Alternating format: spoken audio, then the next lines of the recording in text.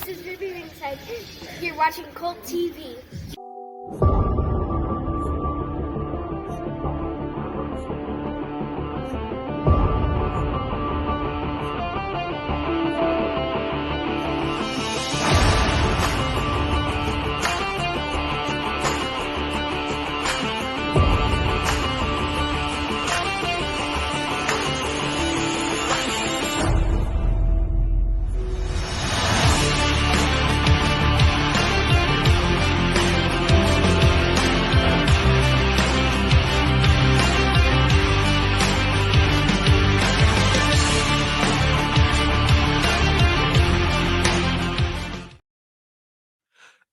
Greetings and salutations, everybody. Welcome back to Pro Wrestling 60, where we cover everything that happened in the world of professional wrestling from this past week.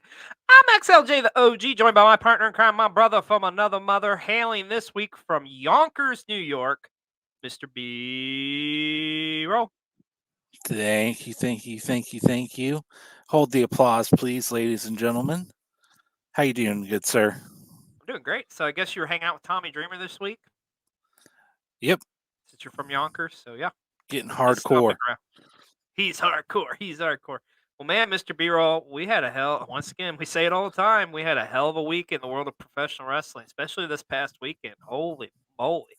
With a plethora of events to cover and so much more. I guess I better let you get to your line. Yeah, it's funny.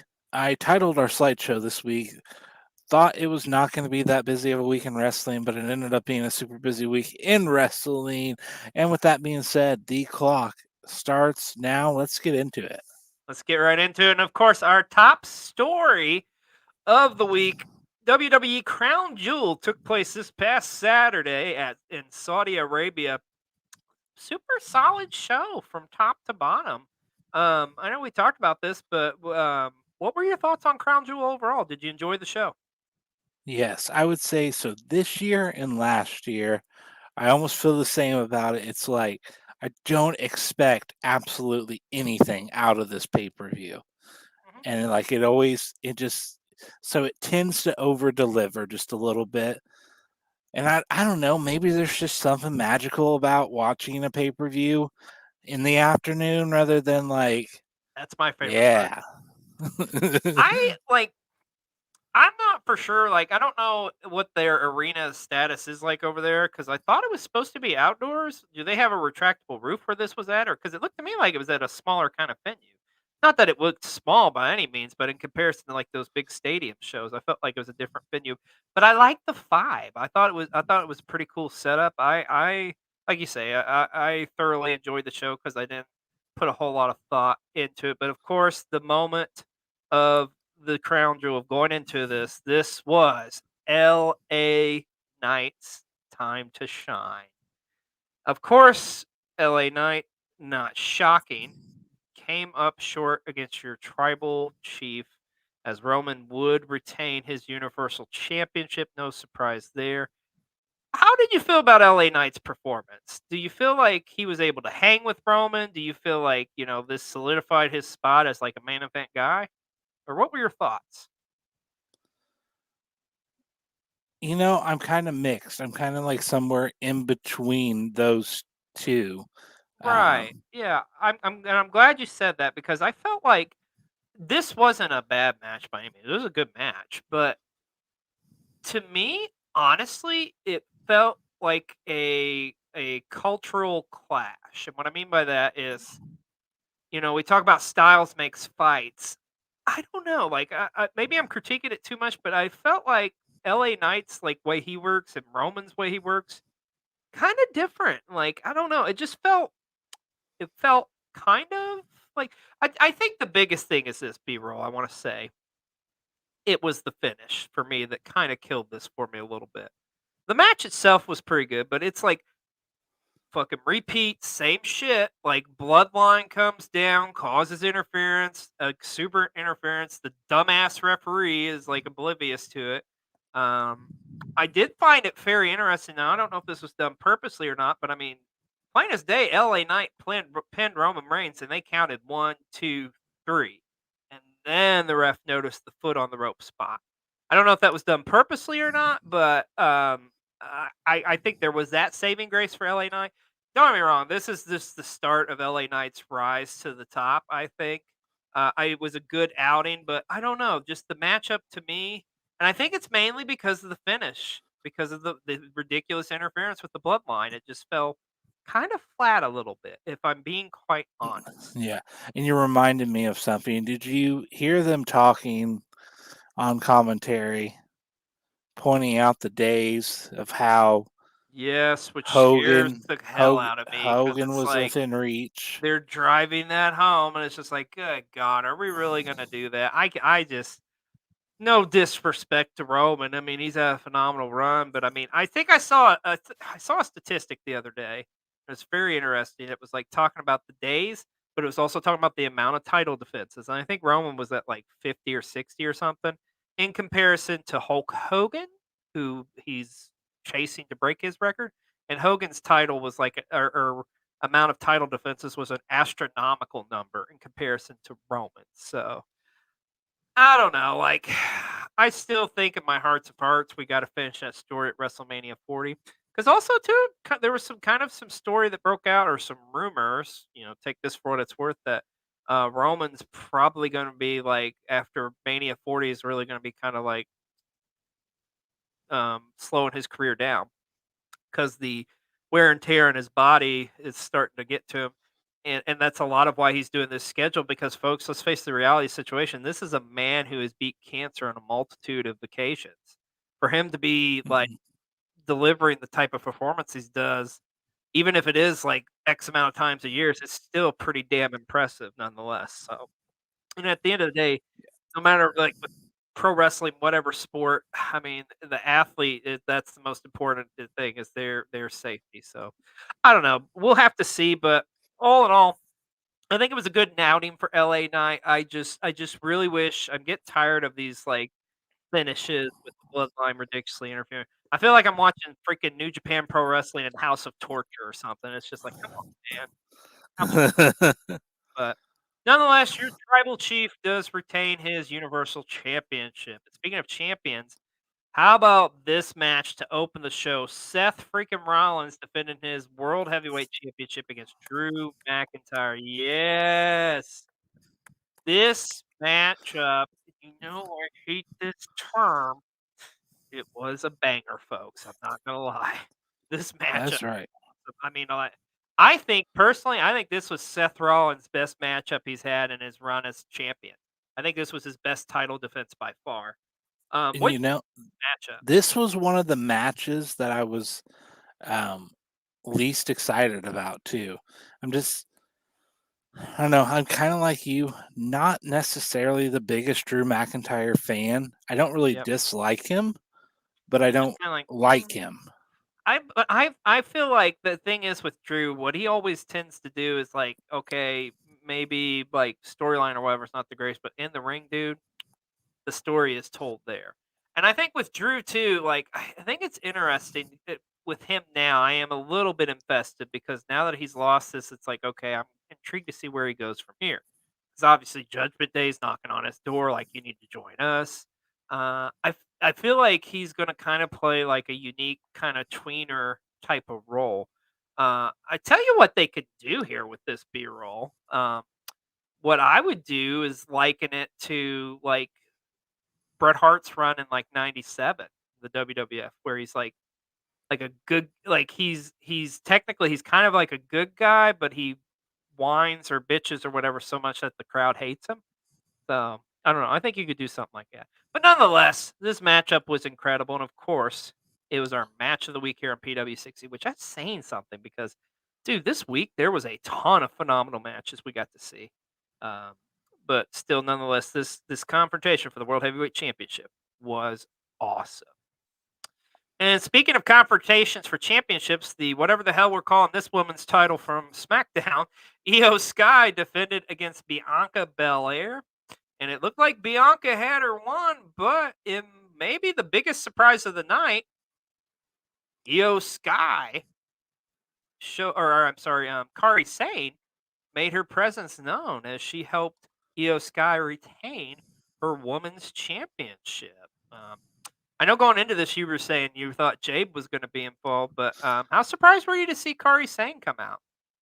I was a little surprised. I had heard the rumors, um, and I would like to point out I was right that someone was showing up at least. I just had the wrong Yes. person. Yes. Um, I just because I picked up that like they kept making an emphatic point about damage control wasn't going to be there or something, which it ended up Bailey was there anyway. But Yeah, you know the one thing I like about this B-roll is I like that it's showing like, okay, Kari Sane's teaming up with Io, but if you look back, who's the last person that defeated Kari and sent her out of the WWE? It was Bailey. So yeah, this just got really interesting, and you kind of had the facial expressions on Bailey's face too, kind of selling this as well. yeah, Well, it was a great matchup though with Io and Bianca, and I'm happy Io retained because I mean I like Bianca. Don't get me wrong, but I really yeah. I want to see Io hold that belt a little bit longer. Um, and it's gonna be This interesting too to see probably what happens. this honestly was probably I think Io's best defense. Yeah, I agree with that. At least the one she probably did mostly on her own. I agree with that. Yeah, I think that's a fair assessment. Um, but it's going to be very interesting to see what happens with Io going forward, along with this new partnership with Kari. Um, Papa H, can we get Oscar in there and just make him this badass trios team? I'm just throwing that out there. It's going to be interesting to see what's going to happen and what the fallout will be between Bailey and Kari Sane. So, but as you could see, as you saw there, also not the only women's title on the line. Rhea Ripley was in a war with four of the top contenders in the female division, yet somehow Mommy is on top. Did this Not match seem fast to you? slightly, but there was a lot of components going on. So, I think I think it was just like so fast paced because there's so many different spots and different talent involved in the match. What do you think of Rhea's entrance? I was a little confused there at first, and I was like, "Oh, okay, it's pretty badass, though." Wanted her to come out on a camel. Oh, B-roll, B-roll. I thought that's where they were going with it, honestly. Well, nonetheless, Mommy is still retained her women's championship.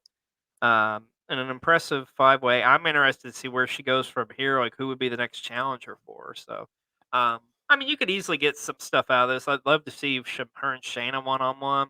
Her and Nia would be interesting to see one on one. So, we'll just have to wait and see what happens. But remember, at the end of the day, folks, Mommy's always on top. And we have a new United States champion, and his name is Logan Paul. Oh, the world we live in. Actually, I'm okay with this, to be quite honest with you. This doesn't really bother me as much as some people would. But yes, Logan Paul did defeat Rey Mysterio Jr. Um, there's some tomfoolery there at the end, but as we all knew there would be. But Logan Paul wins his first singles championship in the WWE. Were you surprised with this? Were you okay with this? What are your thoughts? I kind of thought it was gonna happen. Um, Me too. I will be interested to see, like, will he be around? Like, will he be around? Like, how is he gonna be around more now that he's holding, like the title? Because if he is, Ah, I mean, this would, you know, I don't think she will. I do. What I do think though is you will see him defend it, kind of like Roman does, like at bigger shows. Um, hmm, Does it okay, do you think this puts some disdain on the US title in its lineage? I don't think it does. I haven't really thought about it that way, I mean, I honestly. feel like, I Logan's a phenomenal athlete. I think he gets a couple defenses out of it. And I mean, hey, at the end of the day, it's going to help WWE's image with this guy like going around, like, promoting, et cetera, et cetera. So Mhm.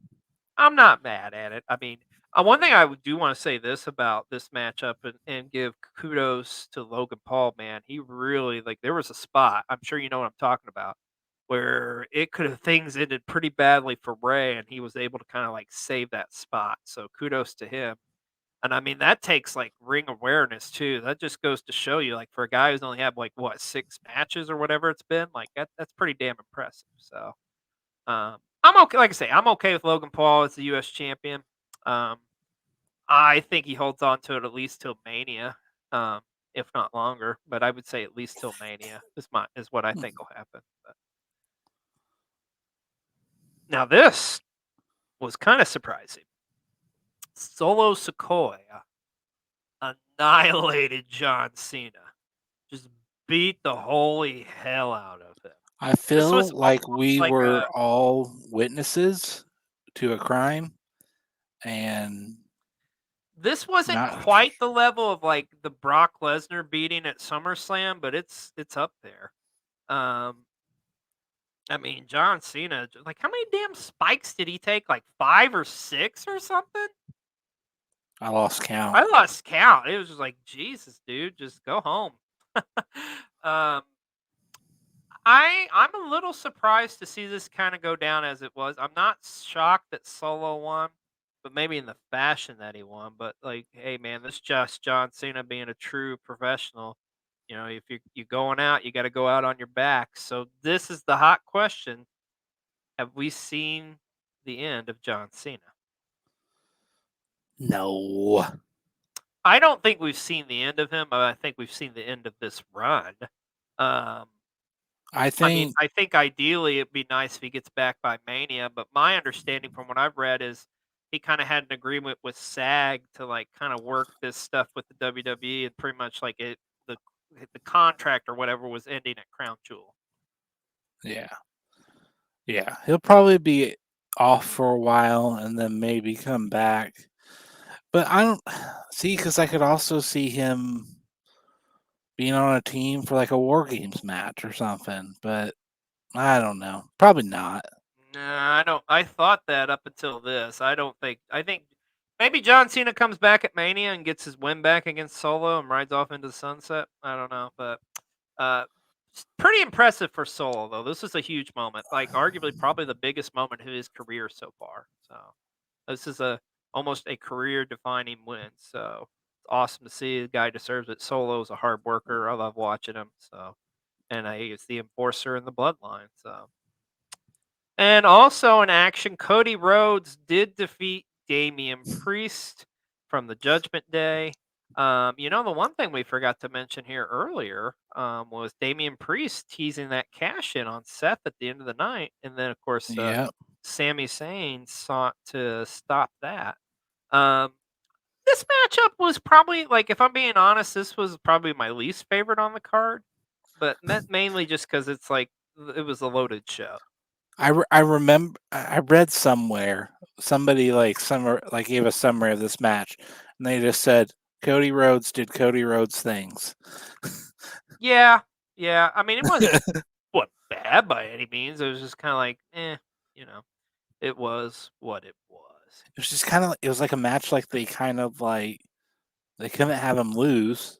Yeah. Like Well, yeah. I mean, because now they're going to try to build him as we're getting into WrestleMania season, so before too long. Well, I just know this: at the end of the day, adrenaline is in my soul. Something, something. Cody Rhodes went Cody over on Rhodes. Damian Priest. And in the pre-show at Crown Jewel, one Sami Zayn would defeat JD McDonough. I thought this was a great opener too, by the way. Like I thought this was a awesome matchup. Good moment for JD. JD's had a huge week wrestling Seth on Monday and then Sammy here in the Crown Jewel. I thought this was a great pre-show match. Do you think JD's ever going to get in though? You think the Judgment Day's ever going to let him slide in? I don't know. I don't know. It just makes me happy to see Sammy going over for the Saudi shows. I agree. Gives me hope. Yeah. But all in all, Crown Jewel, I thought was a pretty good show. From top to bottom, it was a pretty loaded card. And it's better than what the Saudi Arabia shows have been in the past of just throwaway shows essentially, just where they bring in obscure talent. At least there's like storyline driven type of show, which I enjoy. So, well, Mr. B-roll, it's that time. Let's go to Husky for a hot take. What's going on, PW60? So, during Crown Jewel, when Roman Reigns was making his entrance, they said that he basically has 300 something days before he passes both Hulk Hogan and Bruno Sammartino's record for the longest title reign. As much as I don't want it to, I think they are going to have him beat both of those reigns. What do you guys think? Don't you talk that into existence, Husky. He's not wrong. Now, he Not wouldn't be. He wouldn't. Bruno still would have a reign that would be right. Yeah, because Bruno had like a 7-year run, so God help us if that gets broken. Jesus. But anyways, nonetheless, he's got a point. It could, especially with them keep mentioning it on the broadcast. I'm kind of like, oh no. But we mentioned there was a lot of shows this weekend. New Japan Pro Wrestling's Power Struggle took place this weekend. And hey, this was like one of the real last big shows before Wrestle Kingdom. And boy, oh boy, B-roll, did we get a lot of information about what is going to happen at Wrestle Kingdom in the Decadem. I had to do one. First of all, your main event, man. This is an incredible matchup for the IWGP United Kingdom US Championship. Shoto Umina challenging Will Ospreay. Folks, if you haven't done so, watch this matchup, because this is the matchup where Shoto Umina arrives, damn it. This was an incredible outing. This, to me, shows that out of the Three Musketeers, Shooter is the most ready for that big to be the next face of the company. Like, this matchup was incredible, man. Like, and it's just, once again, you talk about like padding like a resume for this year.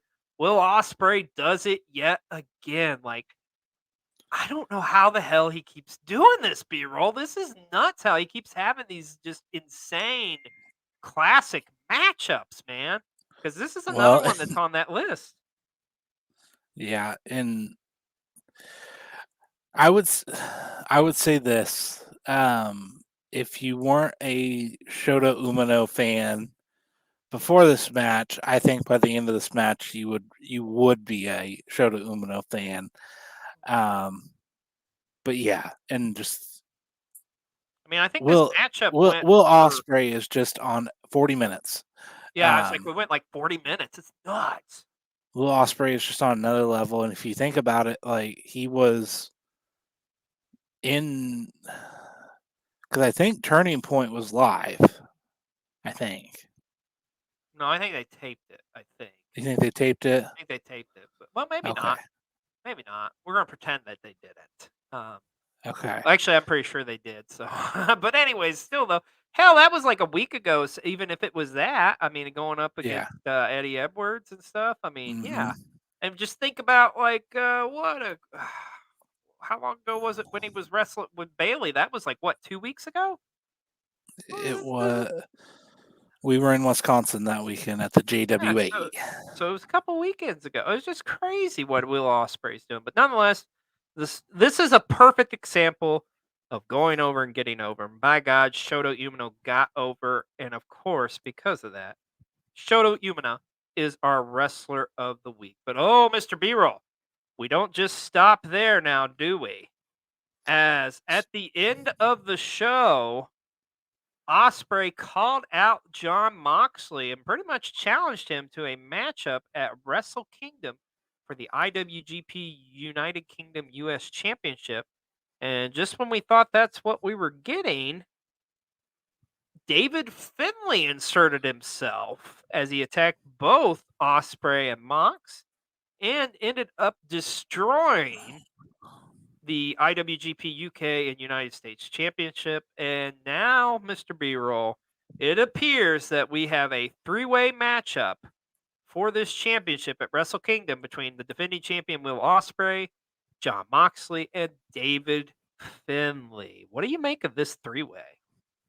I gotta be I honest. If I mean, could say one thing first, I was kind of pissed, but now that I kind of like have let it set in and like kind of seen like what actually how it went down, I'm like, I'm okay with it. yeah. So it's weird because I feel like it confirmed. So this confirms to me that I know exactly what you're saying. I 100% agree.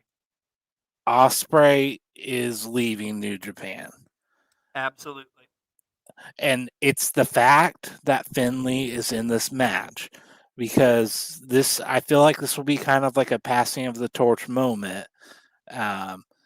Because New Japan has obviously invested a lot in David Finley, and rightfully so. But um, I think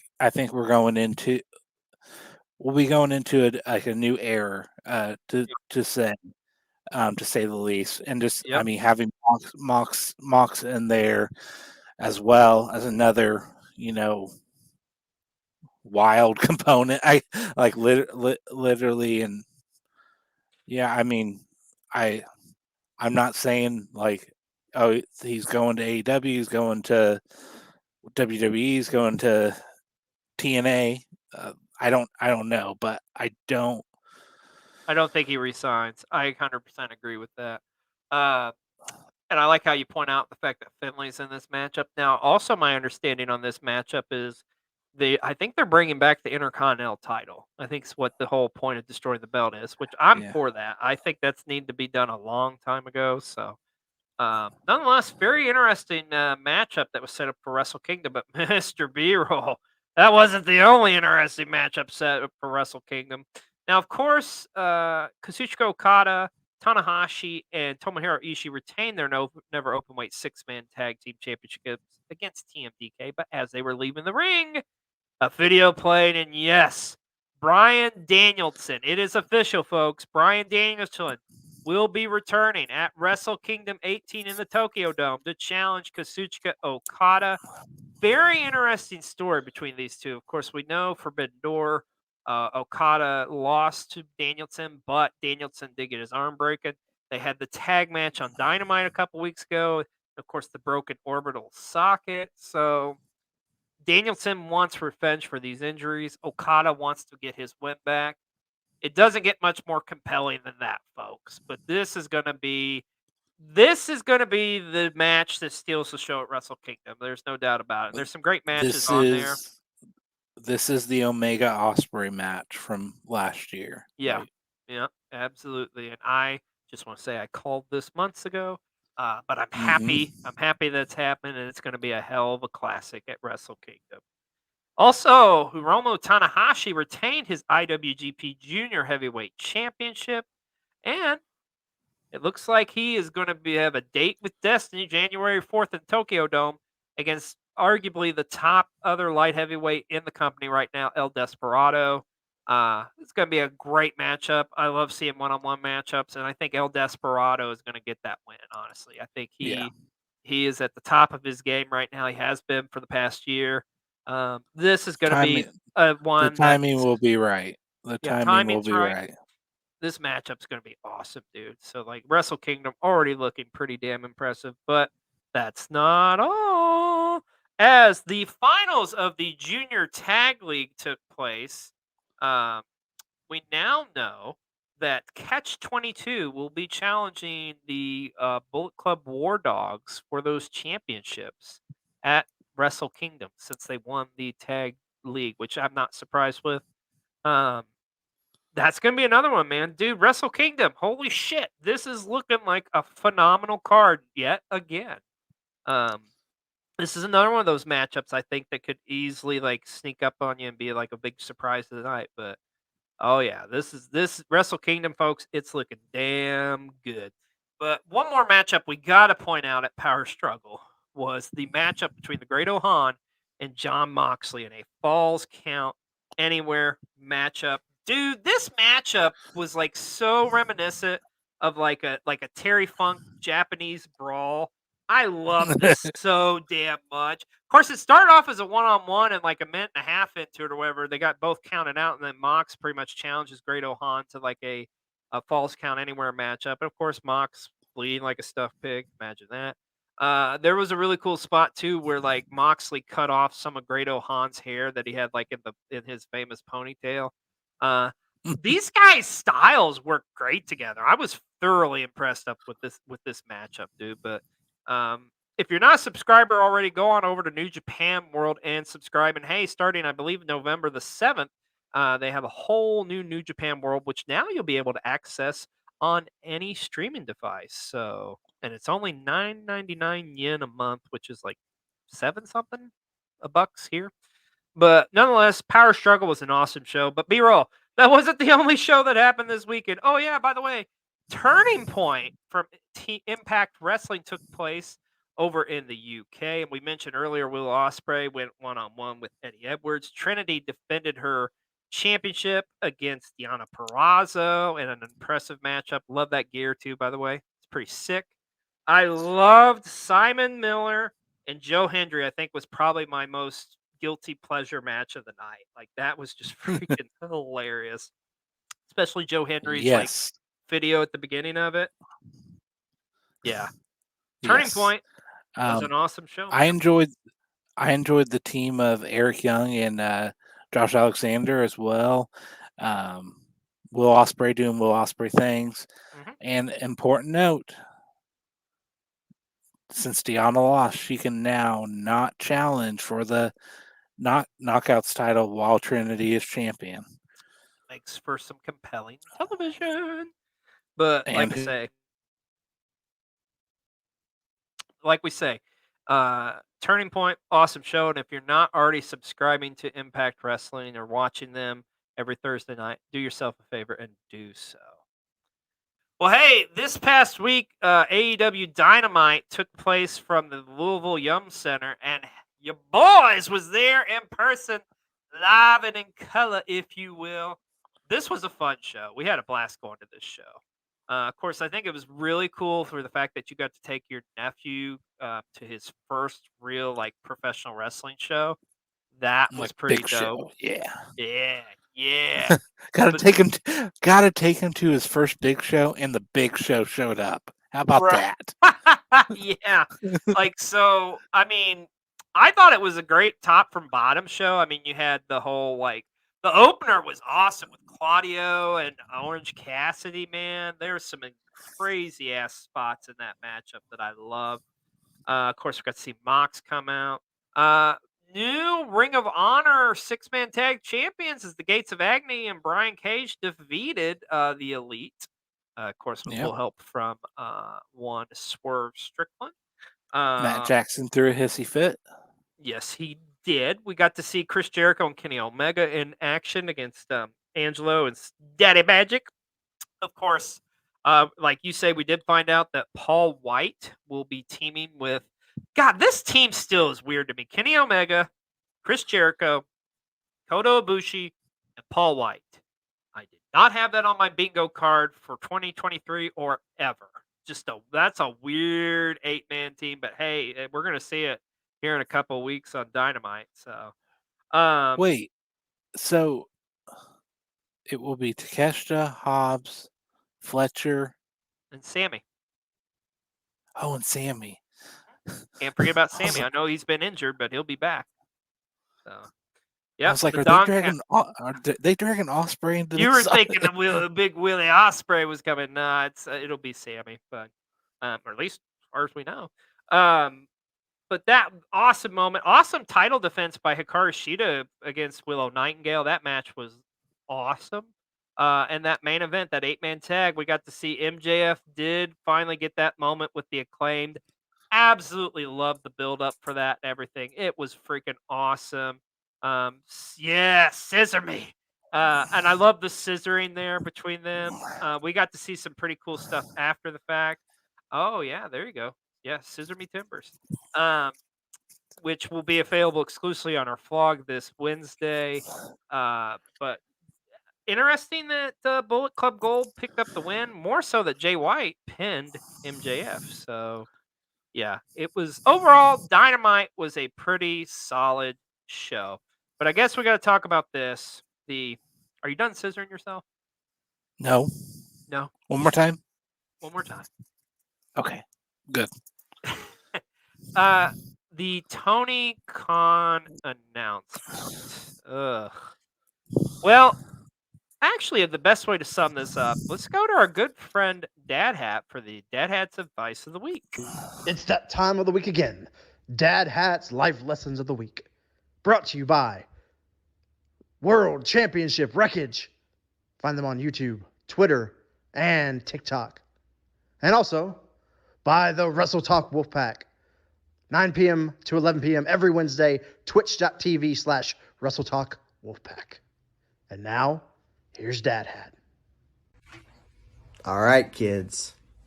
Remember, Mr. Mackey from South Park said it best. Drugs are bad. And now, speaking of amazing, all over the world, Christmas trees are going up. November 1st, tonight, is the start of the holiday season. Although, at my parents' house, the tree's been up since July. Drugs are bad. I can't think of a better gift to give the wrestling fan and your family, your friends, your loved ones, anyone you care about. Drugs are bad. Get involved, you can sign up right now. You can get the best tickets early. Drugs are bad. The memory of that dream still in my heart. I cannot wait to see you all in Wembley Stadium, August 25th. Hooray! That was epic. Strongly mixed feelings. Drugs are bad. Well, I think Dad Hat says it best. Nonetheless, epic Rampage. My God, like we talk about a weekend matches, that triple threat with El Hijo del Faikino, Penta El Cero Mida, and Commander. We got to witness that up close and in person. Dude, that like God, it was like literally this week between the Seth Drew, Shota Will, and this triple threat. I mean, my God, these were some damn good matches. Definitely worth watching on Friday night. Now we mentioned that we were there live and in color. So now here's an exclusive sneak peek of our vlog from AEW Dynamite Rampage in Louisville that'll be coming out this Wednesday. Check this out. In Louisville at the Yum Center for Dynamite! That is right.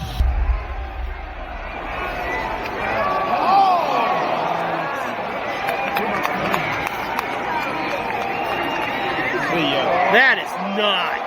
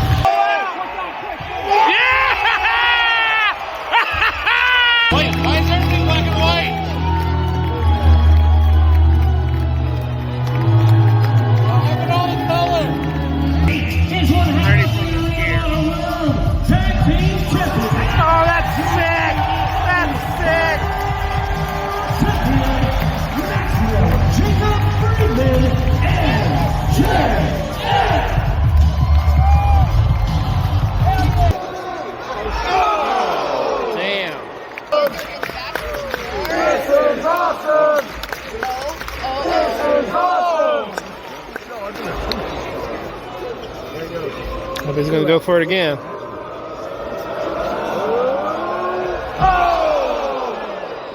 Every single time, the red guy just blow this thing out. Oh, watch this, watch this, watch this.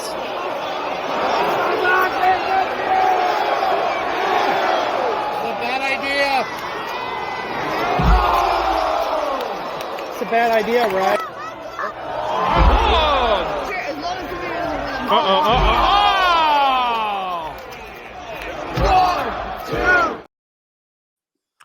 Man, oh man, that match is epic. And like I say, you can see that exclusive Dynamite Louisville vlog in our experience this Wednesday here on Cole TV. And rounding out television this week on AEW, we got to talk about Collision from Saturday night.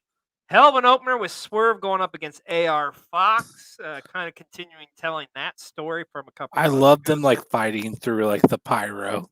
Yes, that was dope. Darby Allin took on Lance Archer, and how about the Righteous is now in that kind of? I guess they're taking Lance and Jake the Snake in. So perfect match, perfect blend of personalities there. Um, got to see the acclaimed 69. Here we go with the scissoring again. The 69 days celebration. Surprisingly, to see Dalton Castle and the boys kind of come out and ruin it. And then they ended up challenging for the Trios Championship. Of course, did not succeed. Um, also got to see Mark Briscoe make his in-ring debut on Collision as he teamed up with Keith Lee and Dustin Rhodes to take on the Workhorsemen Kip Sabian. Emi Sakura and Willow Nightingale were in action in an impressive matchup. And of course, that main event, that 8-man tag with the Gates of Agony, teaming with Big Bill and Ricky Starks going up against FTR and LFI. It ended in a brawl with all these factions. And this is my hot take for the week, if you will. If you've noticed a trend here between Collision and Dynamite over the past 3 or 4 weeks, I'd say, a lot of the shows have ended in just brawls between all these different factions. I think this is leading to some type of matchup at World's End in December where all these factions will be involved in some type of gang warfare matchup.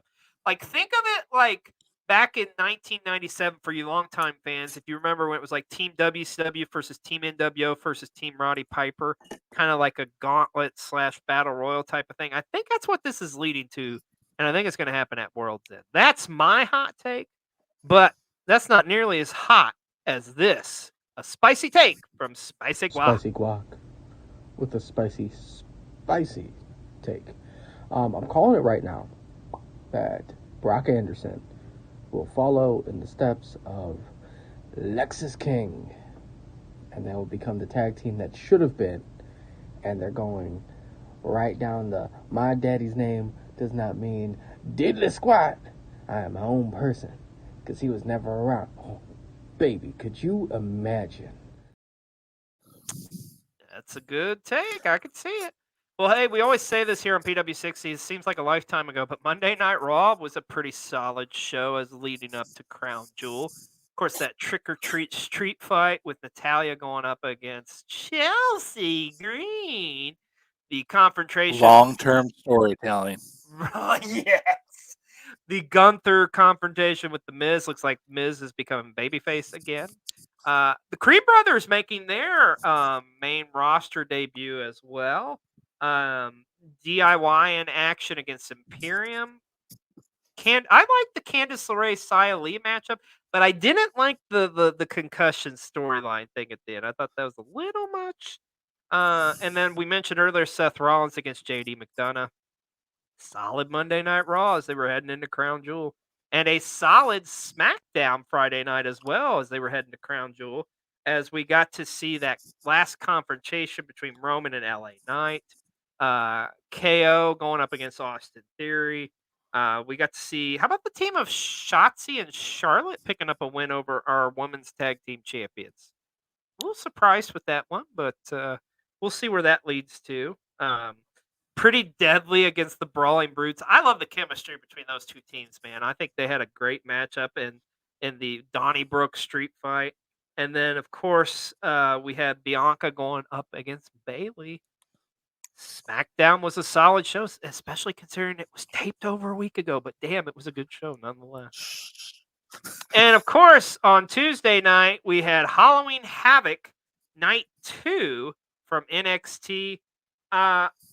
I do think night 1 was the better night, but night 2 was pretty damn good, though. We had the Tables, Ladders, and Scares matchup between the Creed brothers going up against Angel Garza and Humberto Carrillo. Tiffany Stratton, we didn't really have a match there with Fallon Henry as she pretty much just jumped her, but Tiffany Stratton was on television nonetheless. The North American Championship was on the line with Dominic defending Dirty Dom, I should say, against Nate Frazier. But also, we got to talk about this. The finals of the breakout tournament took place, didn't they, Mr. B-Roll? Yes, and one Miss Lola Vice was your winner there. No surprise. I don't know. Were you surprised? I wasn't. I kind of had a feeling like this tournament was. No, I wasn't Yeah, surprised. yeah. I kind of felt like she was going to be the one to get the W in this. So, but want to talk about this here. Looks like your boy is back. I know you're a big fan of Wes. Coming back to Yes. attack Dominic. Little potentially. surprised. Little Little surprise? surprised that Yeah. back in NXT, not Yeah. And of course, in your main event, Carmelo Hayes did lose in another great matchup to Ilya Dragunov in their third encounter, which that could have been another contender for match of the week. But the big story was Trick Williams showing back up, and that look, this tells the story right here, folks. That is going to be very interesting to see what the fallout is between these two coming weeks on NXT. But putting a nice little bow on Halloween was Halloween Havoc. But hey, if you follow a lot of your favorite professional wrestlers, there was a ton of Halloween costumes this past year for Halloween. And who better than our good close personal friend, the best scout to machine, to kind of do a summary on some of these costumes from this Halloween season. So check this out. Yoo-hoo! Hey guys, it's your local fashionista here to tell you about all the Halloween-ness that happened. Yes, Halloween already came and so did I. First, we got Chelsea Green and Piper Niven of the Hart Foundation. Yes, Chelsea Green made an excellent Bret Hart, while Piper looked like one of my uncles that used to feed me cough syrup throughout the day. Next up, we got Kofi Kingston and Xavier Woods, both looking like guys who gave me drugs in the back of the middle school. Just kidding, they're the Judgment Day. Next up, Chad Gable is Art the Clown from Terrifier. Up, you got some blood on you. You're officially a woman. That was a period joke. Now we got Miz and Maurice as Georgie and Pennywise the Clown. Bitch, you got it. Wait a second. The hell is that?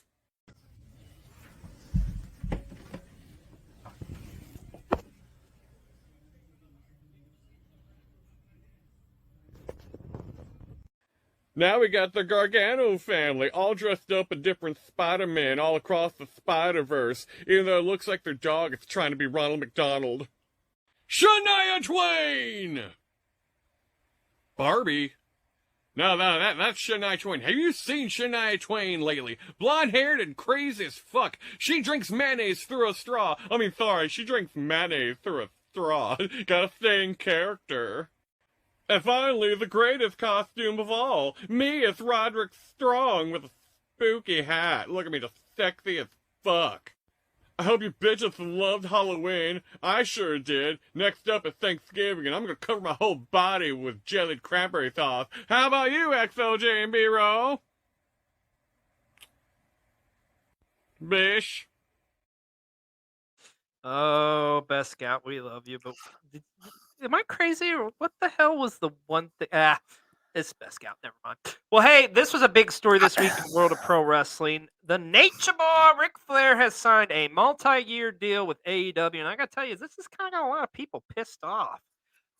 I'm okay with it, just as long as the man doesn't get in the ring, which that's why everybody's kind of like, "Oh my God, here we go again." I hope that doesn't happen. I hope he just is an on-camera personality. What are your thoughts on Flair signing? Yeah. Woo! There you go. Well, also, part of the deal, it does seem like Ric Flair's energy drink will officially become the energy drink of AEW. So, there you go. Now, as we're getting closer and closer, B-Roll, we got an update on some matches that are going to happen at Full Gear.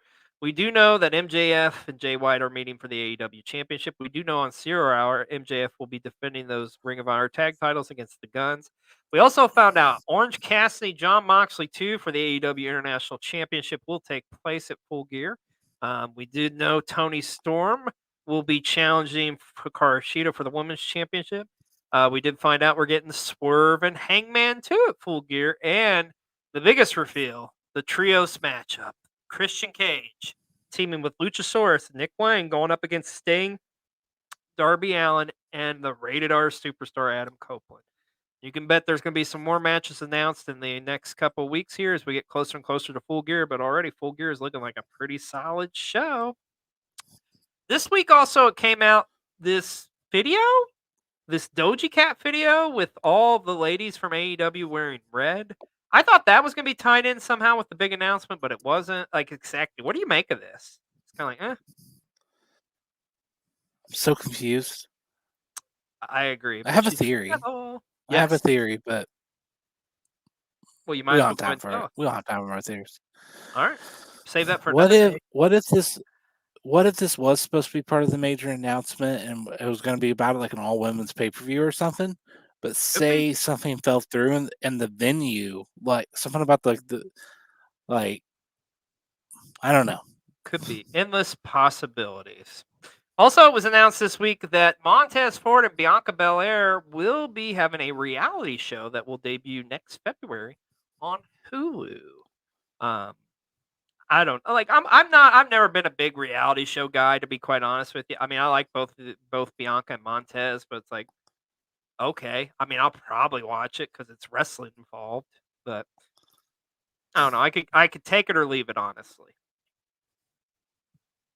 Now, this, on the other hand, I thought was pretty big news. Lex Luger appeared on live WWE television on The Bump this week. But this is the significance of this, folks. You realize Lex Luger actually hasn't been on a live television for the WWE in almost 30 years? That's insane, because the last time he was on WWE television was like in 1995. I hope this means that like we're going to see more of Luger, maybe see him finally get inducted in the Hall of Fame, because I truly believe he deserves it. I've always been a big fan of Lex. I know he's had a lot of like naysayers in the past, but I think Lex Luger's deserving of the Hall of Fame, in my opinion. And also this week, we found out that Becky Lynch will be on an episode of Celebrity Jeopardy and Keeping It in the Family.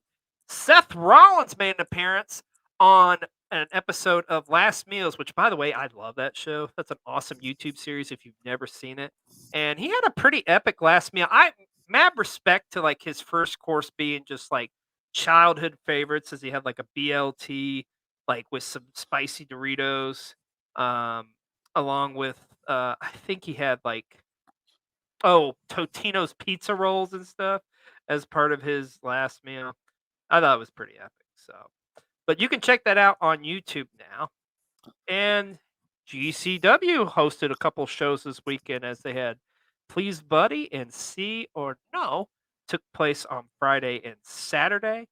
But of importance, Saturday night, Violent by Design is your new GCW Tag Team Champions, as they defeated Los Machislos to win those championships. Pretty awesome matchup. Another awesome matchup on that show is Jacob Fatu going up against Joey Janela. But GCW, I'm telling you right now, I say it all the time, they are killing it on the indie scene.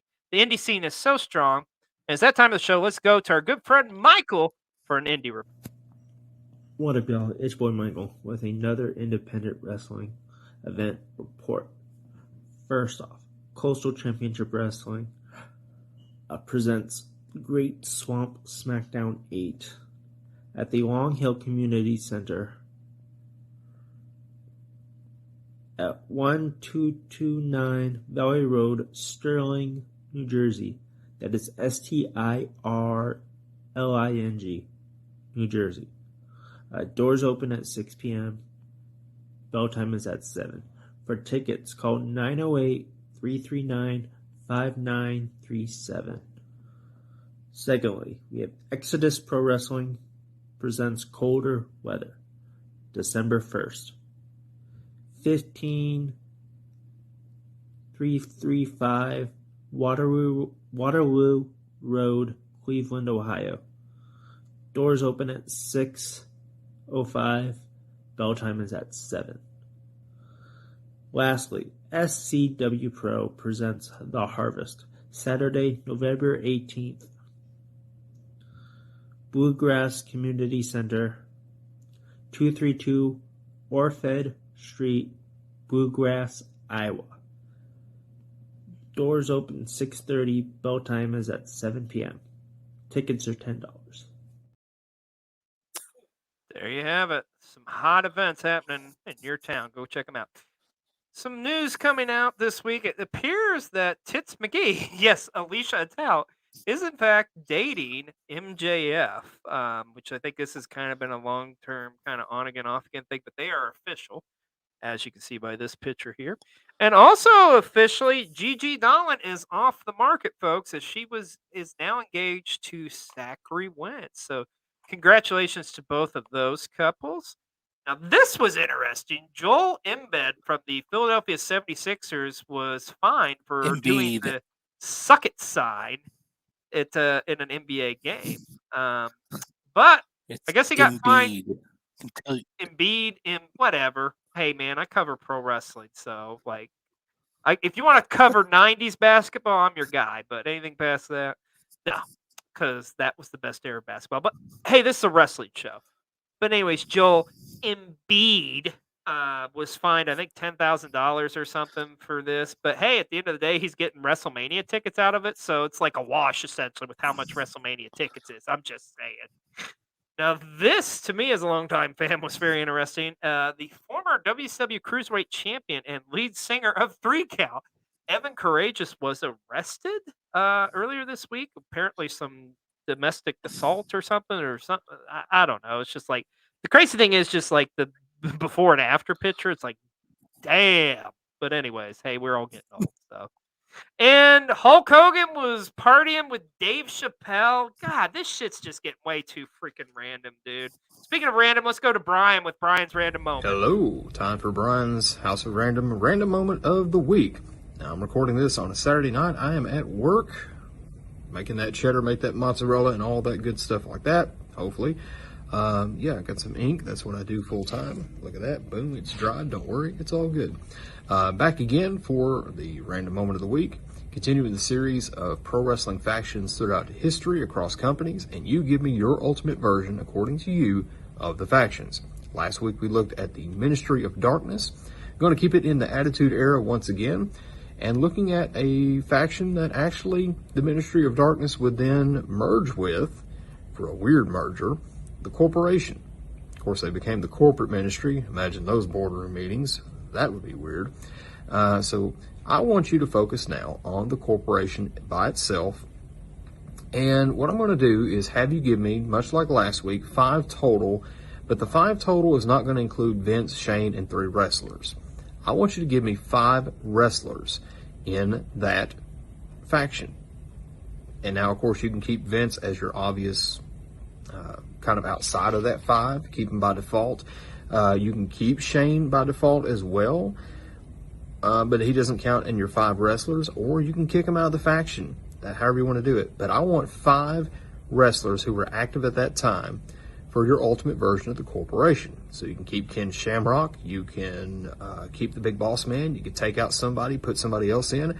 And also remember that in this, you can look at taking somebody from WCW and or ECW from that same time and put in the Corporation. Nobody from today. We're not doing time machine stuff.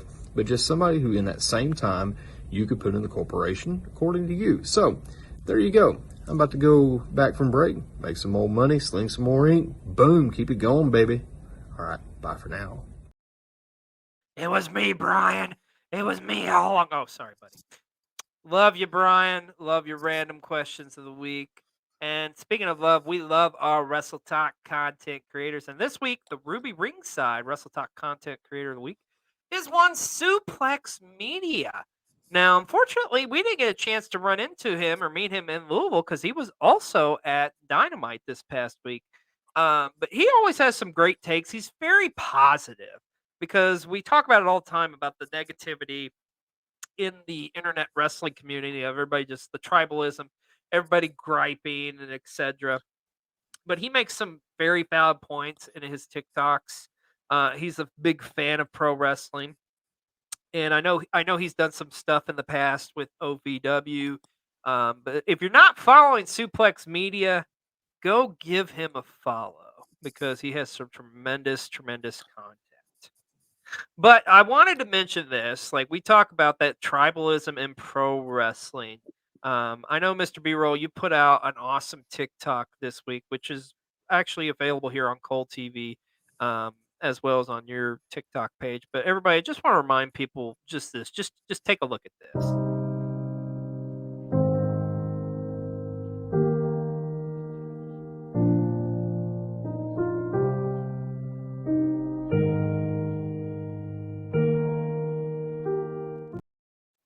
That right there is what it's all about, folks.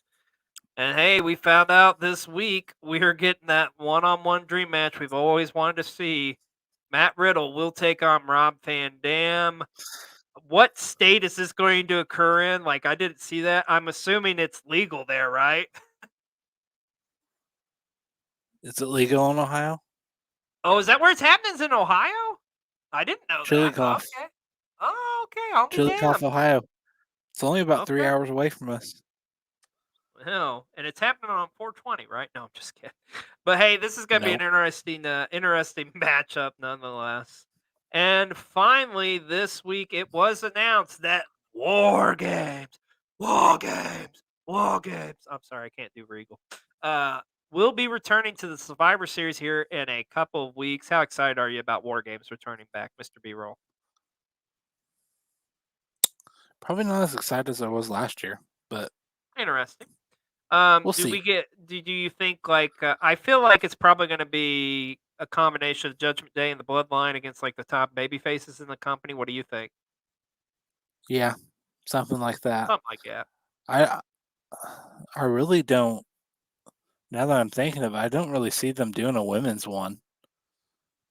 No, I don't think they will. Well, they could. I mean, shoot, they did one last year, right? I know.